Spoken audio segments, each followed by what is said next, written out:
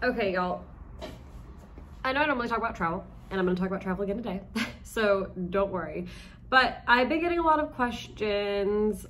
This is the reason why I started my blog. I've been getting a lot of questions about how to move to Europe, or how to move abroad in general, and so that's what I'm going to talk about today. Let's go.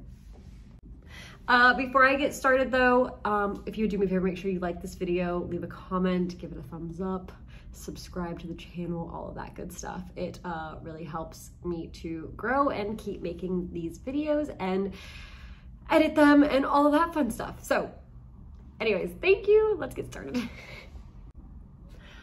Okay, so my first thing that I am going to say about moving to any foreign country is it's not as glamorous as it might seem. So I think as Americans, we like put a lot of emphasis on like the fact that like moving to another country is going to be, oh, my life is suddenly better and I have this glamorous life living in Spain or Italy or New Zealand or wherever it is.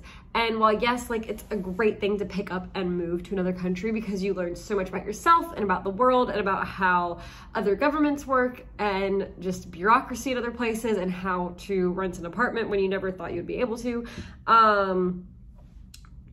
There's a lot of trials and tribulations that come with that. So don't ever think that just like, oh my gosh, her life is so great. She lives in Spain. Like, or, you know, that's so cool. Like, yes, it is freaking cool that people do this, but it is not without struggle and without a lot of pain and suffering. So I keep hitting the table. I'm very excited about this topic. So I just want to preface that.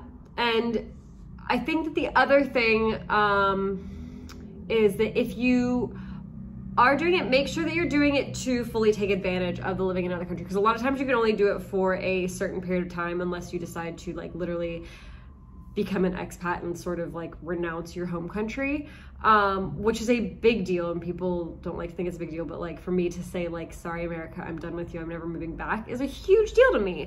And I don't know that I'm ready to do that. And I'm now going on year 3.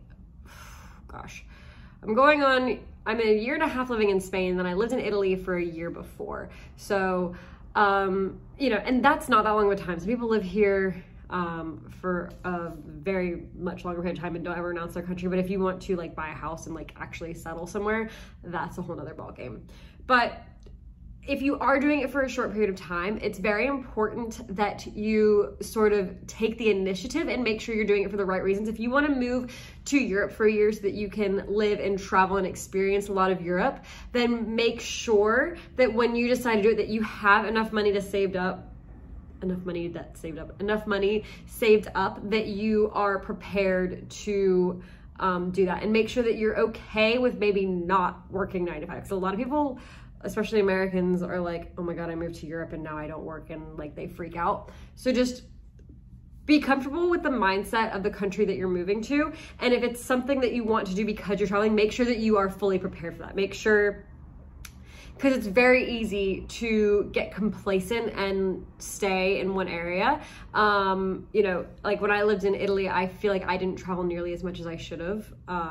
And I hate that. So now that I'm in Spain and I can't travel because of COVID, or I haven't been able to, it's like killing me, because I'm like, I wanted when I moved back to Europe to be able to travel a bunch. And it's just not been super easy for me to do that. So I've really gotten to explore this island, which has made up for a lot of that, but it's still like eating at my soul. Anyway, so but if you want to move to, you know, Germany to learn German, make sure that you are prepared to do that too. So just basically what I'm saying is wherever you are deciding to move to, and if you have a purpose for moving there, apart from the sake of just living in another country, make sure you are exponentially working towards that goal.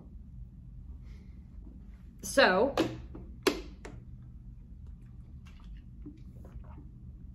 I refilled this water bottle like 6 times. There's no filtered water in this Airbnb that I'm staying at, so I had to buy plastic water, and I hate it, but anyways.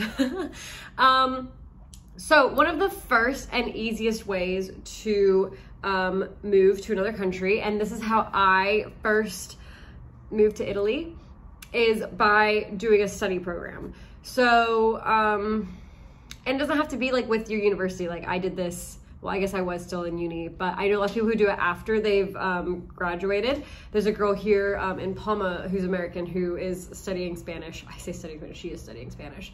And she's on a student visa. So by doing a student visa, she's graduated, but she takes like 3 Spanish classes a week, and she lives here in Spain. And by being on that student visa, you have the availability that as long as you're in courses, up to a certain amount of time, you can live here. And I think you can work up to 20 hours a week. Now, I will say this, this is a great option if you want to like fully immerse yourself in a culture, and if you want to live in a country for a year, or maybe even a year and a half, 2 years max, I would say, and be able to sort of travel around. But even though you can work on a student visa, you can legally work like 20 hours a week, I think. It's pretty hard to get a job doing this. So like while you're on the student visa, because people don't want to hire students, it's just not a very common thing to do. So either have a like source of income that isn't going to be a physical job here in Spain or Italy or wherever you decide to take the student visa, or just have enough money saved that you're okay with just kind of rocking it out and not working, which is possible. It's very easy. You could save $20,000 and say, I'm gonna move to Spain on $20,000 and rent an apartment and do this and this. The other thing about this method of moving abroad is a lot of times you have to pay for everything up front. So you have to pay for all of your schooling up front. And so if it's, you know, $1,000 a month and you're gonna be here for a year, you have to pay that $12,000 up front, which to a lot of people, that's a big investment to make straight up when you don't know if you're gonna like a country or not. So just do keep that in mind. And also when you're getting your visas, you have to sort of like prove that you have enough money to live abroad. So you have to say like, oh, I'm planning on renting this place that's $500 a month and my food expenses are generally $700 a month, and I have $20,000 in my bank to pay for my expenses for the year that I'm living there. And you have to like literally show them your bank statement saying that you have that money in there. There are ways to get around it. Like, I don't know if I should even like say this, but like when I moved to Italy, I didn't have $20,000 in my bank account. I didn't even have like, I think I had like $3,000 in my bank account, and I had my dad just like transfer in an extra $3,000 just as like buffer room. And then he took it back out. So like I didn't actually have like all the money that I like said that I had, but I did still have enough to like get me started if I didn't have a job, even though I had a job lined up. So I was fine and set. So I wasn't super stressed about it. I don't recommend doing that because you should be responsible and go to a country with enough money to stay there. And then I think you also have to have like your return flights booked. There's a whole lot of stipulations, and it depends on the country that you're going to. Just make sure you read into all the rules and go through the visa process very carefully. Depending, each country is different. Talk to somebody who's done it before and somebody who's done it recently. Ask the school that you're applying to for assistance, because they will help you. This is where universities, if you do it through your university, this is a really great option because they will help you do it all. But yeah, just be very cautious about it. You can get things expedited. I was able to get my student visa for Italy in like 2 weeks when I flew home and did it for 2 weeks, and then I flew back. That's the other thing, you have to be in your home country to do this. So just be aware of that. But this is it is a great option. It's a great like intro way to moving abroad, and I highly recommend it. So definitely give it a shout. Okay, so the next method I'm going to talk about is there's several countries all have this like agreement, and which countries are a part of it changes quite frequently. And it's called the Youth Mobility Scheme Program, something like that. And basically like citizens from the US, if you're under 30, can move to, I think, New Zealand, Australia, Canada, there's another place, and be able to do it. UK used to be on it. UK's off right now. I have like this feeling that they're going to reopen it soon, just because of Brexit and everything. So I have a feeling they're going to, in the next couple of years, reopen it to American citizens. But if you're from the UK, you can do the same thing. You can go to Canada or New Zealand, Australia, But you have to be under 30, and it's for a max of 2 years. But it's a really great program, and you can work normal hours. If you have like a skill, like it's a great thing to just like go and live if you're a barista or a bartender and you just want to go live somewhere else, like work part-time and kind of travel around. This is a great option to do. The only like really big stipulations, again, you have to be in your home country to apply for the visa. You have to be under 30, and you can only stay for a max of 2 years. You have to, I mean, double check all these rules, but these are kind of the general stipulations. Max of 2 years. And then like, so say you applied at 29, you could stay till you're 31, but if you applied and you got it 30, you couldn't stay till you're 32. Like there is that limit.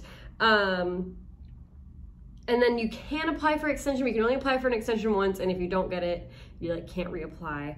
And I think you have to go back to your home country to reapply. So you can't just like chill out and do it.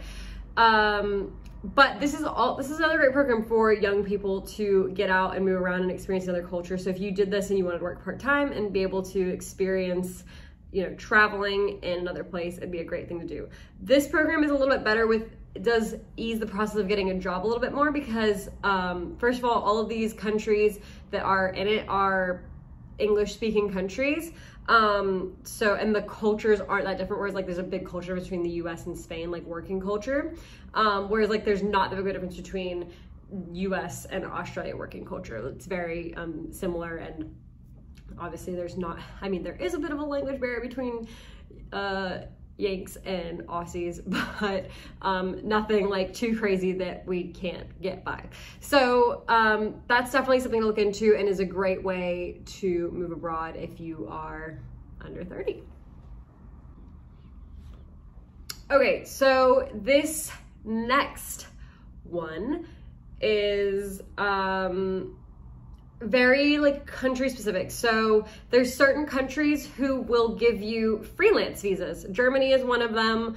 I believe Portugal is another one. And these countries, basically, if you can prove that you earn enough money by working freelance essentially on your computer, by doing this, whether you're being a blogger or just like working remotely as like a travel agent, I could do this. It's a very long visa process, but it's something that is very, you know, if you can do it, it's a great way because then you're already like set up to sort of have a life, but you can just kind of work from wherever. So this can be, you know, you can be a consultant, an agent, social media manager, you know, there's I mean, the list of like things to do online are endless. Copywriter, there's a great website called Upwork that you can offer your services on for anything online pretty much. This is where I hire most of my freelancers from. So editors, like video editing, podcast management, all sorts of stuff. If you have any skills, whether it be whatever, but that can relate to doing something online, personal assistant, whatever it is, then that is a great place for you to find work on. And yeah, Germany, Portugal, I know are two of these countries that do these freelance visas and are definitely worth checking out. There's probably some other ones, I just don't know them off the top of my head. But yeah, definitely you can probably just type into Google, you know, countries that offer a freelance visa and get yourself sorted. Okay, so the next way to get to live abroad would be to have the company that you already work for, if they are a big corporation and they have offices, to put yourself in for a promotion or for a transfer into another office. So I know several people who have moved from the US to the UK by their company offering this. It's very hard to get a work visa if you're just applying for a job in another country. However, if you already have a job in your home country and you get transferred, it is a lot easier because then they can prove that you are an essential worker. So I hate to tell you to go and live the corporate life, but if you want to move to another country, that if you work for a multinational corporation, this is a great option for you, especially if you don't want to lose your job and you want to continue your career, but you have that wanderlust to sort of move to another place. This is a fantastic option. Okay, and the final way that I don't recommend moving abroad, but is definitely an option, is to start a career that allows you to do that and move around. So the one that I am in, and that a lot of people that I know that travel so much are in, is yachting. You know, it's hectic and it's very busy for certain parts of the year, but then the rest of the year is not. You have a lot of freedom, a lot of flexibility, except when you don't. But you don't ever use up any of your time in Europe. There's not a lot of visas. There's a lot of benefits to it. There's a lot of downsides, but you can make a lot of money in a very short period of time, and you kind of get to travel all over the world and get to experience a totally different lifestyle than you would ever experience. So just an option. If you guys have questions about that, please just message me directly. I don't want to get into, that's a whole nother video of like how to get into yachting. I could recommend you guys some options on how to do that, but I don't want to get into that this video because that's not what this video is about. I want to give you just sort of all the options though, and lay out ways that I have moved abroad and ways I have had friends who have moved abroad and people that I know that have moved abroad. So if you have questions specific to yachting, just shoot me a DM and I will try and get back to you as soon as I possibly can. I hope you guys enjoyed this video about how to move to another country. Obviously, those are not all the completely inclusive ways to do it, but those are some of the most common and probably some of the most simple ways to do so. If you have any questions, or if you've moved to another country in another way, please just leave a comment down below. I'm very curious to know, because everybody kind of goes about it in a different way. There's not like one straight answer on how to move abroad. So please let me know in the comments below, and I look forward to hearing from you. Bye.